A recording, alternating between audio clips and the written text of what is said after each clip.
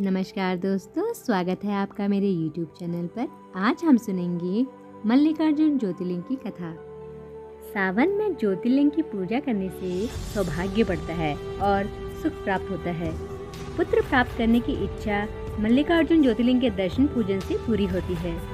मल्लिकार्जुन शिव का दूसरा ज्योतिर्लिंग कहलाता है, जो कि दक्षिणी राज्य आंध्र प्रदेश के कुर्नूल जिले में कृष्णा नदी के किनारे मौजूद है। भगवान शिव की महिमा अपरंपार है। भगवान शिव अपने भक्तों को सभी कष्टों से बचाते हैं। भगवान भोलेनाथ बहुत ही भोले हैं। भक्तों की थोड़ी सी भक्ति से भी वह जल्द ही प्रसन्न हो जाते हैं, इसीलिए उनको भोलेनाथ भी कहा जाता है।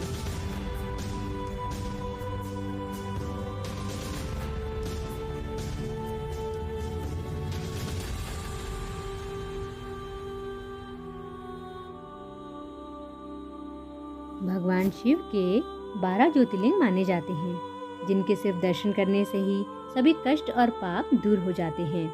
भगवान शिव के ये 12 ज्योतिर्लिंग भारत के अलग अलग राज्यों में स्थित हैं, जिनमें मल्लिकार्जुन ज्योतिर्लिंग भी शामिल है। मल्लिकार्जुन ज्योतिर्लिंग भगवान शिव का दूसरा ज्योतिर्लिंग कहलाता है, जो कि दक्षिण राज्य आंध्र प्रदेश के कुर्नूल जिले में कृष्णा नदी के किनारे मौजूद है। श्रीशैल पर्वत पर मौजूद इस ज्योतिर्लिंग के दर्शन करने के लिए देश भर से भक्त भी चले आते हैं।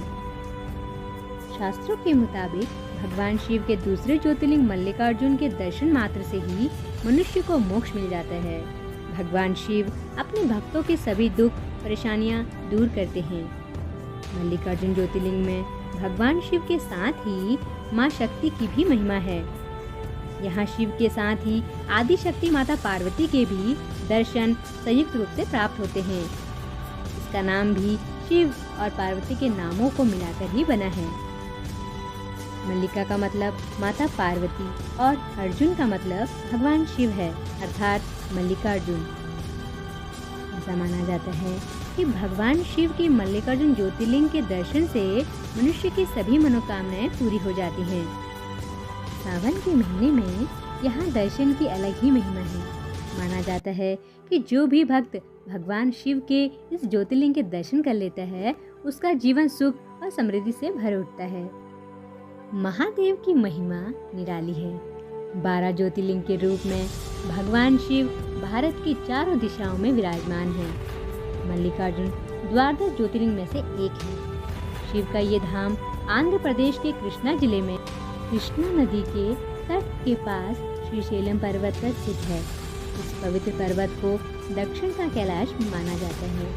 मान्यता है कि सावन के पवित्र माह में मल्लिकार्जुन ज्योतिर्लिंग के दर्शन से भक्तों के सभी मनोरथ पूर्ण हो जाते हैं। तो चलिए बिना किसी देरी के सुनते हैं मल्लिकार्जुन ज्योतिर्लिंग से जुड़ी पौराणिक कथा। हर हर महादेव।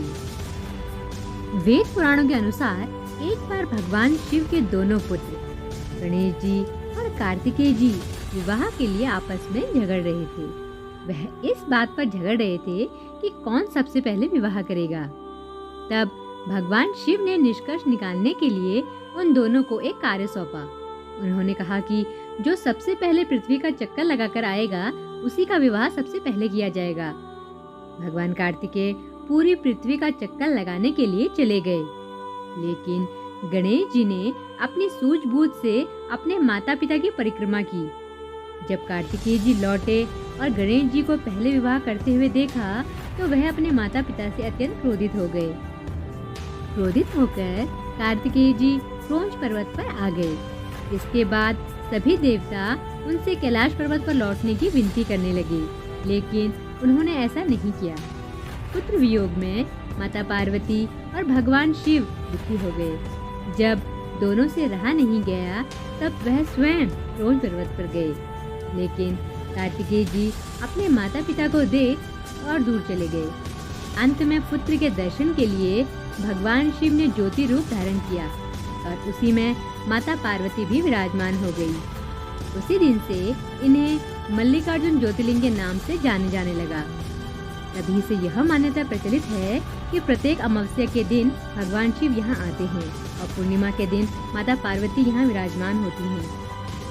शास्त्रों में बताया गया है कि मल्लिकार्जुन ज्योतिर्लिंग के दर्शन करने से सभी मनोकामनाएं पूर्ण हो जाती हैं। सावन के महीने में अथवा शिवरात्रि के दिन यहाँ भगवान शिव और माता पार्वती के दर्शन करने से सभी कष्टों से मुक्ति मिलती है।